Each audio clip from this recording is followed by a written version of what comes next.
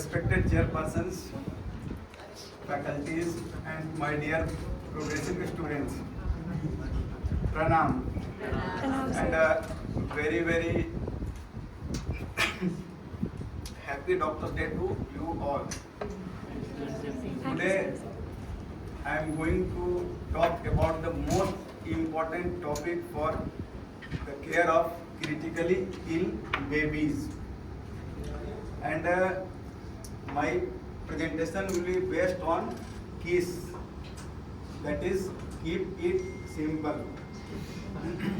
So the objective of this presentation is how to interpret correctly the report of ABG.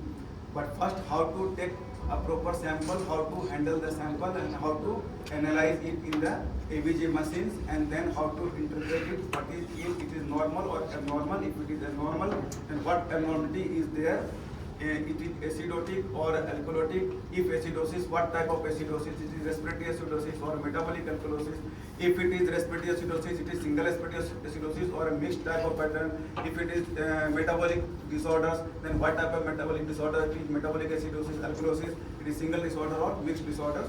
Because this is very important to know these to assess the causes of this disorder so that we can treat it correctly.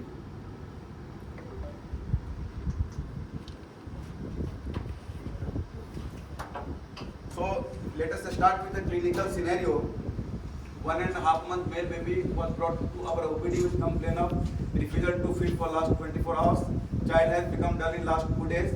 Was being treated by other doctor for cough and cold for last 4 days. And on examination, child was unresponsive to touch but responsive to skin pinch. And capillary refill time was delayed and child was hypoxic. So after initial treatment, capillary refill time improved and hypoxia improved, very became warm. So this is the clinical scenario. Now we want to take the sample for arterial blood gas analysis. So usually we choose radial artery because this is the most superficial artery, easy to locate, and if we puncture it, we can press it easily so that there is a stoppage of bleeding. And this is supplied by the hand is supplied by two arteries, radial artery and ulnar artery. So we can do the modified Allen test, just press both arteries simultaneously and there will be blanking, and after lifting of the hand from the ulnar artery, again there will be pink colors. It means ulnar artery is patent. So if by mistake we injure the radial artery, there will be no harm to the hand. So this is the safe. So after what precautions should be taken? Just we flush the syringe with the heparin, and we should not keep heparin in the syringe, because if we will keep heparin in the syringe, there will be erroneous reports of the acidosis, which will be false. And we should take out any air bubble in the syringe, because air bubble which give the false impression of hyperoxia. So these precautions should be taken, and always enter the set FiO2, because if you will not enter the set FiO2 in the ABG machine, then the analysis will be wrong. So before analyzing the report, we should check the validity of the ABG, whether it is valid or not. If it is valid, we can interpret. Not valid, just we should reject it. How we should check the validity?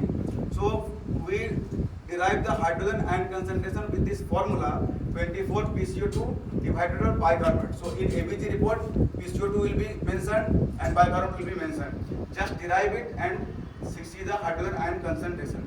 Then if the pH is normal, hydrogen ion concentration should be 40 milliequivalent per liter. If the pH is low, means hydrogen ion concentration is increasing, then you just multiply by 1.25. From 7.3 to 7.3 multiplied with 1.25, it may become 50. Like that, it may become 62. So we have to make a chart from 7.4 below to the 6.8 and above 7.8, or above, that is if the hydrogen concentration is decreasing, we should multiply this 40 with 0.8. So this 7.8 and 6.8 lethal. Above this patient may die. So we have to make a chart with this, and just by the calculation what that hydrogen has been derived, you should match this hydrogen with the estimated pH. If it is matching, it is good. Not matching, discard it. So we have taken the ABG report. So this ABG report, what it indicates. So see, this ABG indicates respiratory acidosis, and our patient was of respiratory. There was history of cough and cold. So always interpret ABG in the context of clinical history and physical examination. How this is respiratory acidosis, I will describe step by step, so that we can learn it easily. See, the pH is negative logarithm of hydrogen ion concentration. So normal pH of arterial blood is 7.35 to 7.45. Below 7.35 it is acidemia, and above 7.45 it is alkalemia. Now, clinical features of acidemia. Our child was lethargic. So clinical feature of acidemia, by clinical feature we can guess the blood is acidotic or alkalotic. Normally the pH of blood is alkaline. Normally blood is alkalotic, but more alkalosis will give some clinical picture, and acidosis will give some clinical picture. So in acidosis, child become dull. So first there will be lethargy, then drowsiness, then increasing acidosis will cause coma. Reverse is the condition with alkalosis. So in acidosis, child become dull. In alkalosis, child become hyperactive. So there will be irritability, arrhythmia, and on higher level there may be convulsion. So see the partial pressure of oxygen. So normal partial pressure of oxygen in artery is 80 to 100 millimeter of mercury, and if it is between 80 to 60, it is mild hypoxemia. Between 60 to 40, it is moderate hypoxemia, and below 40, it is severe hypoxemia. So we can grade hypoxemia according to this. So other parameter of hypoxia is ratio of PaO2 and FiO2. Both we know PaO2 is given in the ABG report, and FiO2 we have set. If you have not set FiO2 on ventilator, I will show you how to calculate FiO2. So you derive this ratio, PF ratio. So normally it should be more than 500, but between 500 to 300 is accepted as normal. If it is below 300, between 300 to 200, it is mild ARDS, indicative of. If it is between 200 to 100, it is indicative of moderate ARDS, and below 100, it is indicative of severe ARDS. So this is alveolar arterial oxygen gradient. So this is very important to know. Why this is very important to know, I will describe. See, the alveolar arterial oxygen difference is the difference of partial pressure of oxygen between alveoli and artery. So gas comes to alveoli, then goes to artery. So oxygen has to cross the barrier in the alveoli to reach the capillary blood. So these layers, these barriers consist of surfactant, then alveolar wall, then basement membrane, then connective tissue, again a layer of basement membrane, then capillary wall, then blood. So there are so many barriers oxygen has to cross. Any hindrance in this barrier will lead to decrease of diffusion from alveoli to the blood, capillary blood. So there are so many causes like thickness, decreased area, I will describe. And this is calculated in a simplified way. Dr. Ashok has already described something. So this is FiO2 fractional oxygen. This is the atmospheric pressure at sea level, and this 47 is what? So this 47 is when air goes in the respiratory tract, there is saturation of air with the water content in upper respiratory tract. If it is not, then we give humidifier. If you ventilate the child, if you bypass this airway, upper airway, we have to use the humidifier. So this is the water vapor pressure of the respiratory tract, 47 millimeter of mercury. So minus PCO2. PCO2 is given in the ABG report. So we can calculate this divided by R. What is R? R is a respiratory quotient. Respiratory quotient is the ratio of carbon dioxide produced per unit of oxygen used. So this is normally 0.8. It depends on diet. So for a normal human diet, it is 0.8. If diet will alter, it may alter. So usually we take it as 0.8. So normal value of this difference ranges between 5 to 50 millimeter of mercury, and the formula is age plus 10 divided by 4. Because at different ages it varies. So why it is important to know? I will clear it by example. Suppose two patients have come to us, and for both patients ABG reports shows PaO2 of 30 millimeter of mercury. Both are hypoxic. In one patient you are giving oxygen, there is no improvement. In other patient you are giving oxygen, there is improvement. So why this occurs? See, in one patient, on analysis of this difference, PaO2 is 40 millimeter of mercury. It means it is in normal range. So there is no problem in diffusion. There is no problem of oxygen to cross the barrier of this interstitiums or basement membrane, or there is no problem. It is crossing freely. So there is no problem here.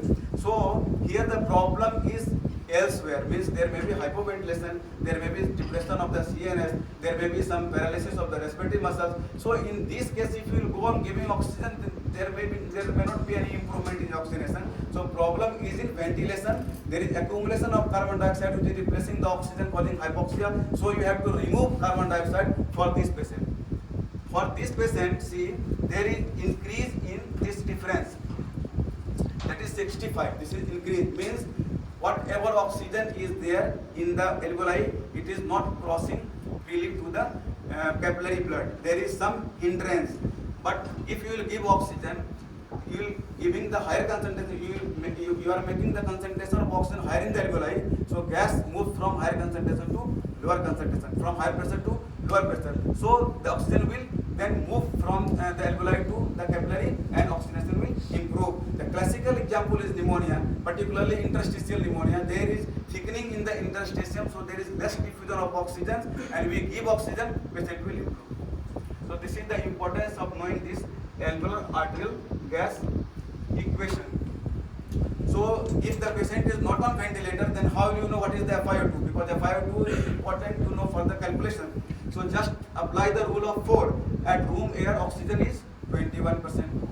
Just add 4 liter for 1 liter of oxygen. So if you are giving 1 liter oxygen by nasal prong, just add 4 to 21, it will be 45. If 2 liter, 29. If 3 liter, 33. Like this you can calculate the FiO2, and you can derive the formula of alveolar arterial gas equation and know the cause. See, the partial pressure of oxygen in environment is 160 and carbon dioxide less than 0.03.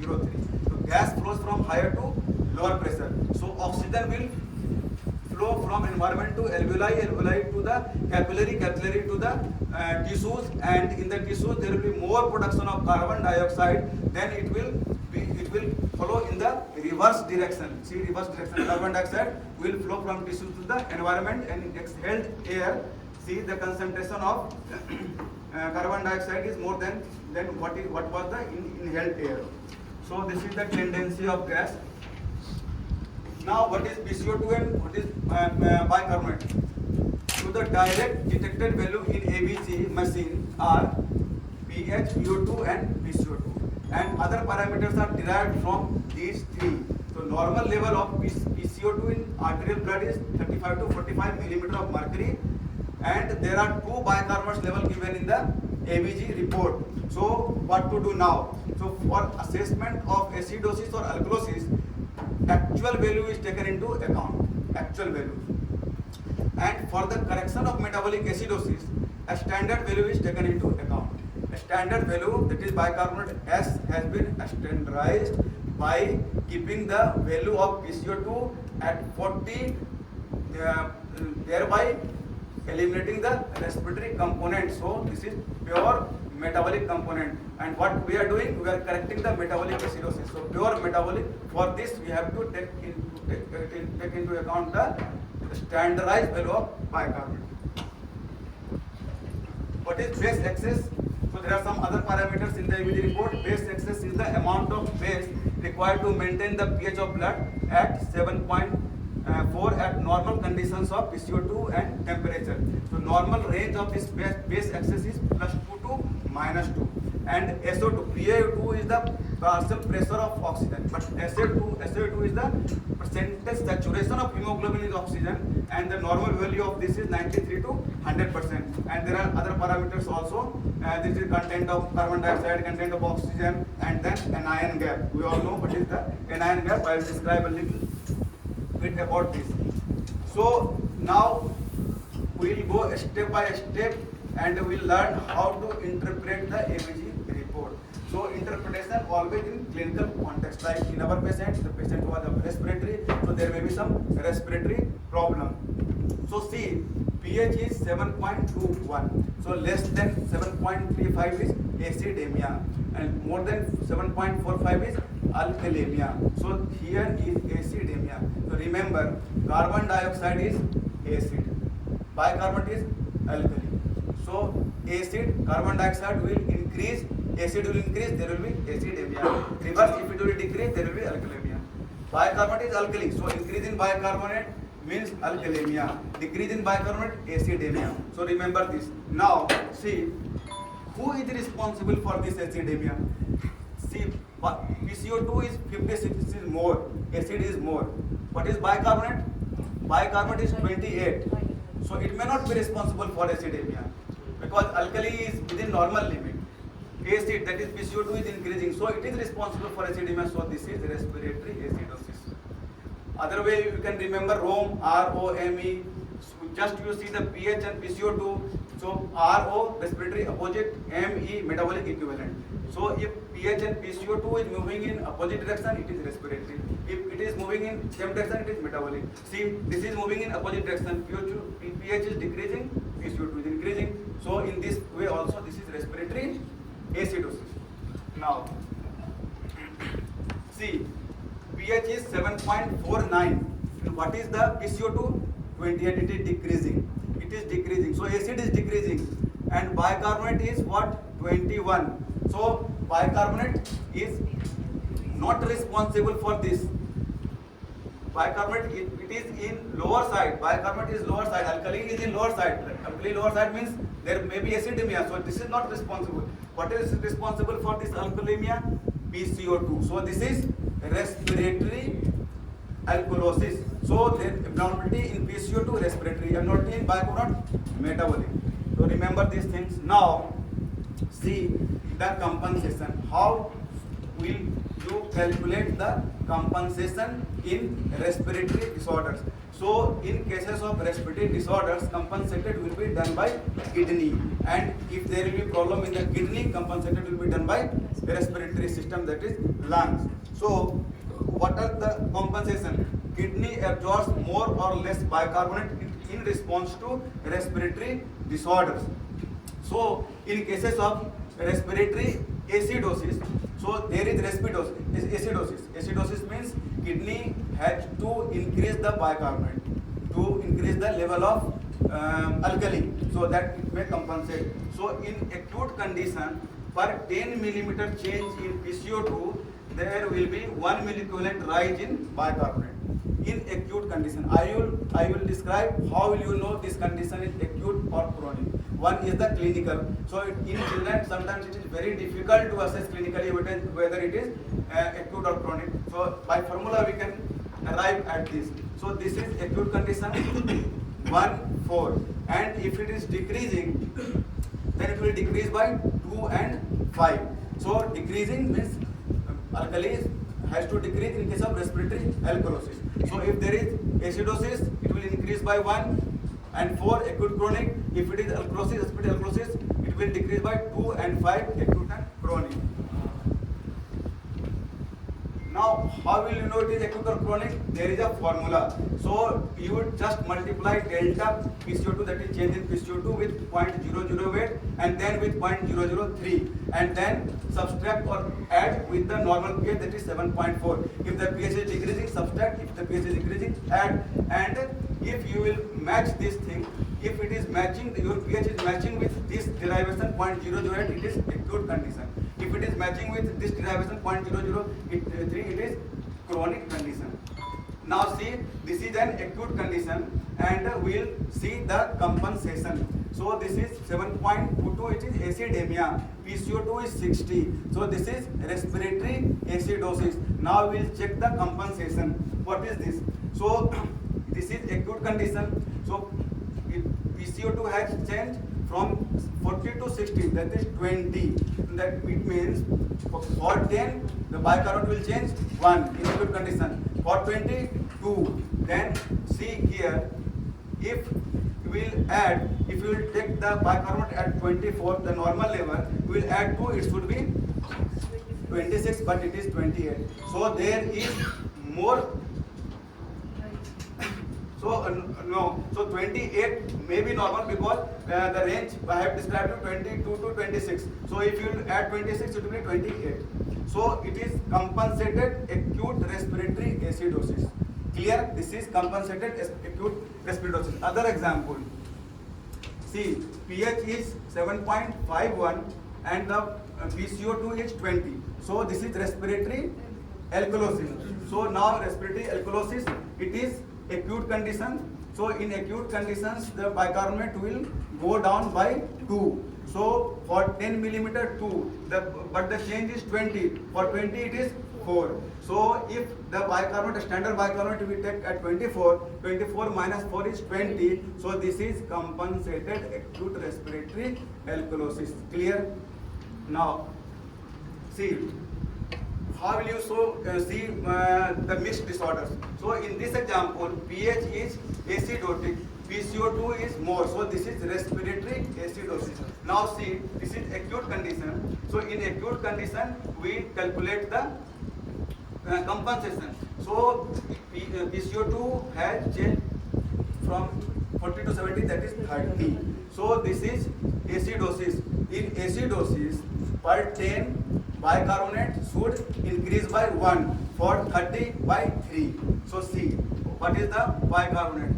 So rather it is low, so it is reverse, it should increase. In cases of respiratory acidosis, it should increase, but it is coming down. So it is acute respiratory acidosis with metabolic acidosis. This is a mixed disorder. Along with respiratory acidosis, there is metabolic acidosis also, because it is out of the range of our calculation and it is going down. If it will go up, then metabolic alkalosis.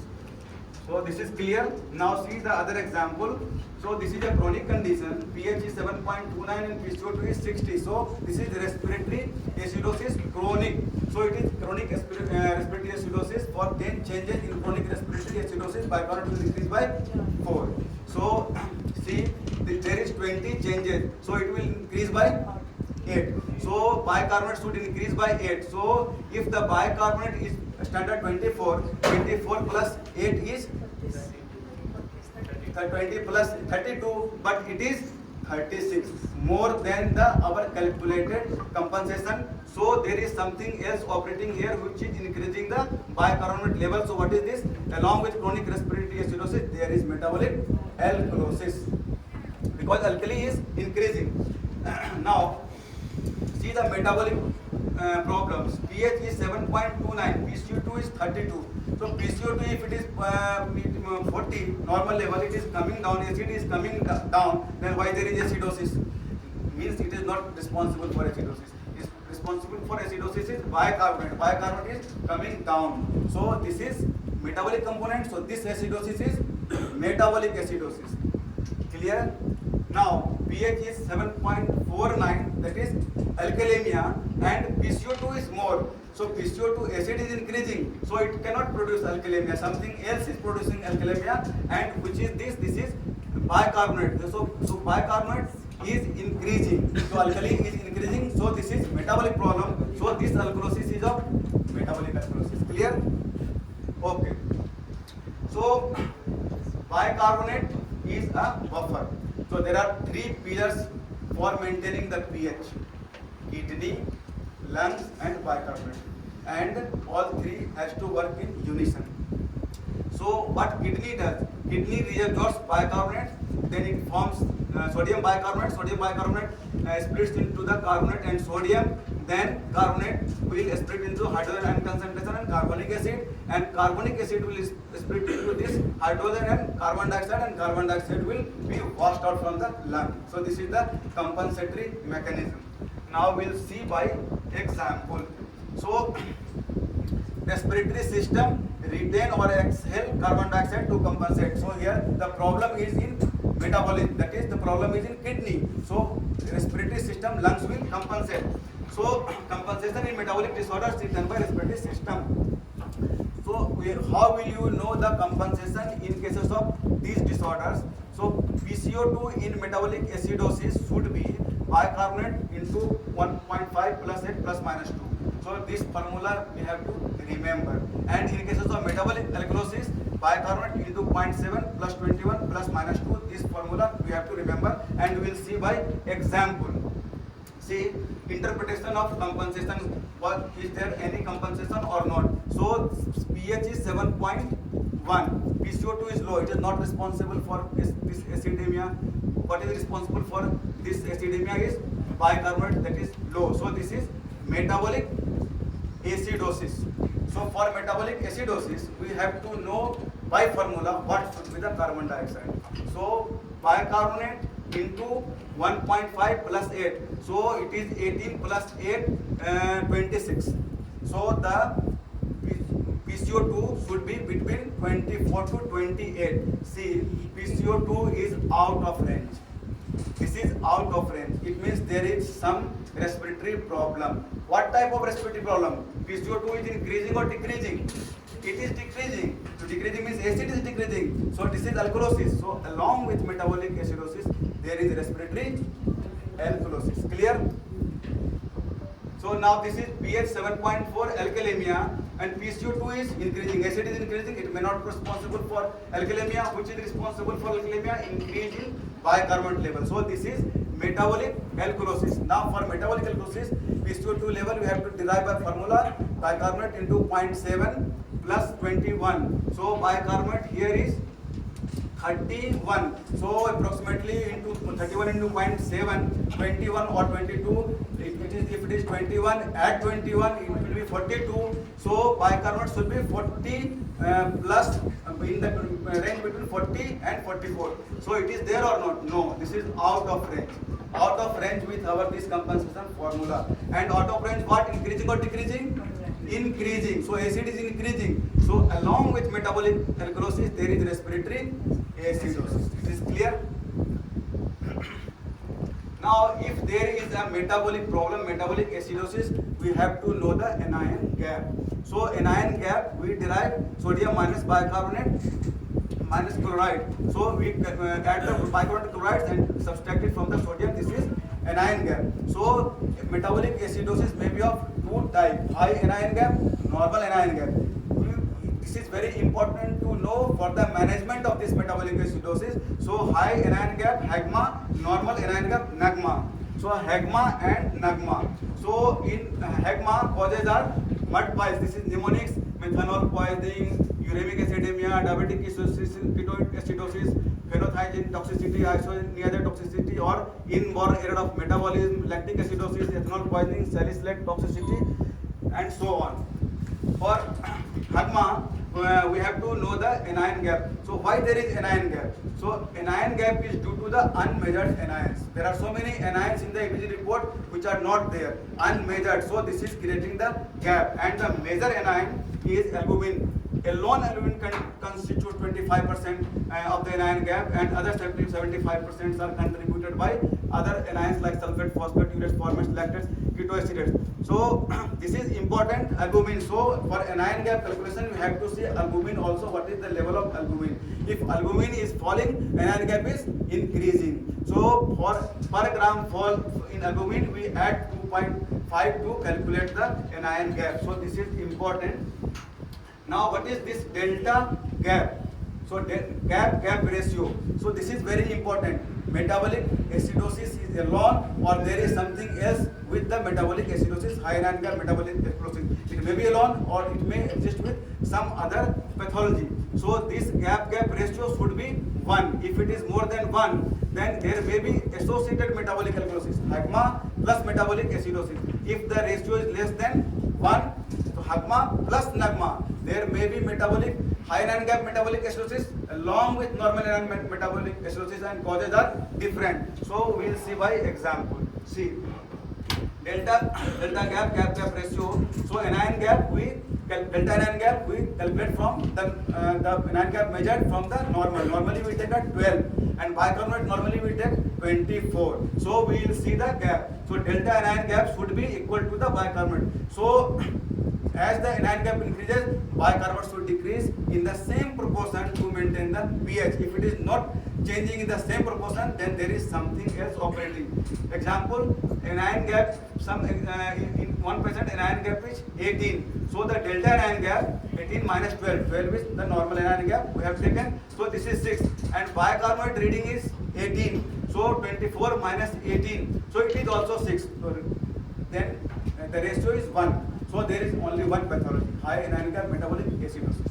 Now the anion gap is 18, and here you see the anion gap and bicarbonate different. So anion gap is 18 and bicarbonate gap is 14. So this is less than 1. So high anion gap metabolic acidosis along with metabolic alkalosis, because the change bicarbonate is not decreasing in the same proportion as anion gap. If it is not decreasing in the same proportion, it is high, so it is alkalosis. And if it is decreasing more, then it is metabolic acidosis. Some other causes like nagma. See here, anion gap is 28, bicarbonate is 10, and ratio is more than 1. So this is nagma associated with nagma. So it should be clear. Now causes of nagma. So I have made this mnemonic to remember easily. So for the causes of normal anion gap metabolic acidosis nagma, Rhaudia is the causes: renal failure, early stage acidosis, that is renal tubular acidosis, and ureteroenterostomy, diarrhea and vomiting, infusion of excessive isotonic saline, acetazolamide administration in excess.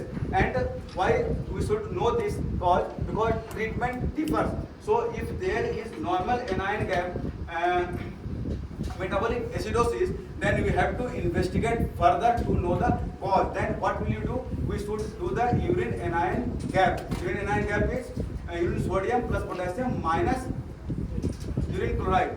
So urine anion gap, if usually it should be 0 or slightly positive. If it is more positive or negative, it is abnormal. So if urine anion gap is positive, then it is indicative of renal tubular acidosis. So if the urine pH is more than 6 but less than 7.4 acidosis, then it is type 1 renal tubular acidosis, that is distal renal tubular acidosis. But if urine pH is less than 5.5, then it may be type 2 or type 4. And you will know how we will know that this is type 2 or type 4 in next slide. So if the urine anion gap is negative, so causes of nagma is non-renal. So nagma may be renal, non-renal. So non-renal means diarrhea leading to excessive loss of bicarbonate, responsible for normal anion gap metabolic acidosis. And in children, the most common cause of nagma, normal anion gap metabolic acidosis, is diarrhea. We are saying in day-to-day practice. So type 2 or type 4. So if the pH is less than 5.4 renal tubular acidosis, so if along with this there is hypokalemia, then this is type 2 renal tubular acidosis. But along with this there is hyperkalemia, then it is type 4 renal tubular acidosis.